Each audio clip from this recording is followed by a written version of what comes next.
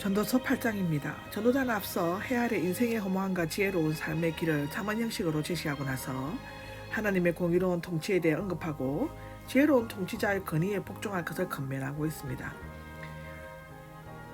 전도서 8장은 악한 자가 형통하고 의인이 멸망하는 부조리한 모순적 현실에도 불구하고 하나님은 궁극적으로 공의를 실현하신다는 사실을 강조함으로써 하나님의 절대 주권에 복종하고 하나님의 오묘하신 섭리를 신뢰하며 생활하도록 권고하는 것에 있습니다. 지혜자는 왕의 분노를 피할 수 있다고 1절에서 9절까지 기록하고 있는데요. 1절에서 3절을 보면 왕의 명령을 지키라라는 것이 주한 요원인데요. 첫째로는 세상에서는 왕의 명령을 지켜야 하고, 둘째로는 하나님의 백성은 진정한 왕의 명령을 지킨다는 것이고요.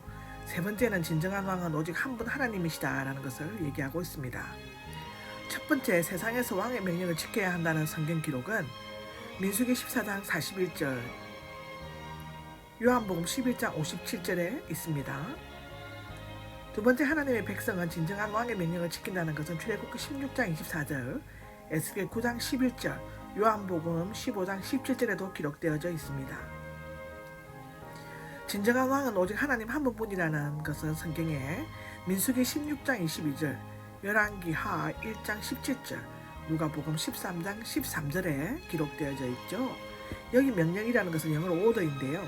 윗사람이 아래 사람에게 시키는 분부 또는 그 말이나 내용을 가리킵니다. 즉 커맨이죠. 명령어입니다. 하나님께서는 절대 주권자로서 우리에게 우리의 삶의 본분을 명령하신 것입니다.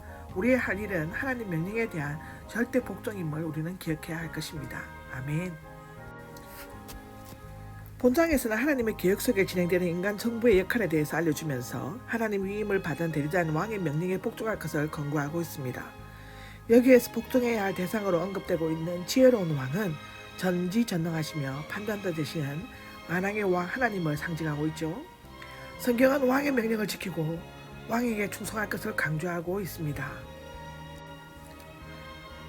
그 이유는 왕이 하나님의 선택을 받아 기름 부어져 세워졌기 때문이라고 열왕기사 24장 6절, 잠언 24장 21절에도 기록되어져 있습니다. 따라서 지혜자는 신적 권위를 지닌 왕에게 복종할 때 시기와 판단을 잘 분별함으로써 불행을 당하지 않도록 해야 한다고 2절에서 5절에 기록하고 있습니다. 사람은 미래의 일을 알지 못하고 죽음도 피할 수 없는 연약한 존재임을 강조하며 주어진 권위에 순종하는 삶이 하나님을 경외하며 섬기는 지혜로운 태도라는 그 사실을 우리에게 가르쳐주는 것이 7절, 8절입니다. 지혜자들도 하나님의 판단을 이해할 수 없다고 기록하고 있는데요. 전도자는 왕에 대한 지혜자의 태도와 하나님의 주권적 권위에 대해 비교적 자세히 언급하고 나서 악인이 번영하고 의인이 고통받는 모순에 대해서 설명하고 있습니다. 당시 사회에서 죽은 후 후손들에 의해 장사되는 것은 큰 축복과 영예로운 일로 여겨졌는데요. 그런데 악인은 살았을 때 존경을 받고 사회적인 지위와 물질적인 풍요를 누렸을 뿐만 아니라 죽은 후에도 악인에 대해 보응을 받지 않고 평안히 장사되는 일이 많았습니다. 그와 반대로 하나님을 경외하고 선을 행한 자는 쫓겨남을 당할 뿐만 아니라 거룩한 장소에서 그들의 발자취를 찾아볼 수 없을 뿐만 아니라 기억도 되지 않았습니다.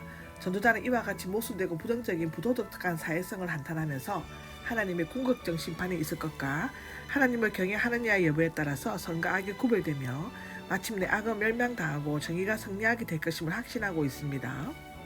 따라서 지혜자는 하나님의 궁극적인 완성의 날을 바라보면서 날마다 삶을 하나님의 선물로 여기면서 기쁨으로 살아가도록 충고하고 있는 것이 15절에 나와 있습니다. 모순된 세상에 대한 기록은 악인에 대한 대우가 모순되고 의인에 대한 학대도 모순되고 의인의 길의 결과에도 모순이 많습니다. 이것을 성경에 기록하고 있는 것은 악인에 대한 대우는 출애굽기 23장 1절, 잠언의 12장 12절, 고린도전서 24장 15절에 기록하고 있고요. 의인에 대한 학대는 창세기 16장 6절, 욥기 36장 15절, 말라기 2장 16절에도 기록하고 있습니다. 의인의 길 결과에는 이사야 32장 17절, 사도행전 22장 14절과 예레미야 6장 19절에도 기록하고 있습니다. 여기에 우리가 배워야 할 히브리어 말은 악인데요. 라라고 있습니다. 악을 라 이렇게 한자로 읽는데요. 행위로나 말로서 무례하고 나쁘게 해를 끼치는 일이 악인데 성경에서는 하나님과 이웃에 대하여 물질적으로나 도덕적으로 해를 끼치는 행위나 말을 가리켜 악이라고 했습니다. 아멘. 사회의 현주소에 대해서 얘기하고 있습니다. 14장 15절은 공평하지가 못하고 의롭지 못하고 쾌락을 추구하는 것으로서 기록하고 있는데요. 여기에서 성경의 기록은 공평하지 못한 것은 전도서 3장 16절, 잠언 29장 27절, 디모데전서 5장 21절에 기록하고 있습니다. 의롭지 못한 것은 요한일서 5장 19절, 디모데후서 2장 19절, 고린도전서 6장 9절에서 10절에 기록하고 있고요. 쾌락을 추구하는 것에 대해서는 이사야 47장 8절 9절에 로마서 14장 11절에서 14절에 기록하고 있습니다. 또한 누가복음 21장 34절에서 36절에 기록하고 있습니다. 여기에서 우리가 배워야 할 것은 불의인데요. 불의, unrighteous입니다. 이것을 헬라어로 하면 아디키아입니다. 이 말은 아마 헬라어, 히브리어로는 없나 봅니다. 헬라어로 아디키아입니다. 의리, 도의, 정의에 어긋나 옳지 못함을 불의라 하는데요. 의가 아님을 뜻하죠. 불경건에 대해서도 얘기하고 있습니다. ungodliness를 말하고 종교적인 제약이라면 불의는 도덕적인 제약을 가리키고 있는 것입니다. 우리는 하나님의 섭리를 이해할 수 없습니다. 16절 17절을 보면 해 아래 속하여 세속적인 방법으로 인생을 사는 자는 이 세상을 통치하시는 하나님의 섭리를 이해할 수 없습니다. 하나님과의 관계가 끊어짐으로써 허무한 삶을 살 수밖에 없는데 무엇보다도 여기에서는 인간으로서 능히 깨달을 수 없는 하나님의 주권적인 섭리와 계획을 부각시킴으로써 참 지혜와 가치가 되시는 하나님의 주권에 절대 복종할 것을 역설하고 있습니다. 이를 통해 전도자는 하나님을 경외하는 자들에게 세상의 헛된 그림자만을 쫓지 말고 창조주요 구속자 하신 하나님께서 주시는 기쁨 안에서 거할 것을 권고하고 있습니다.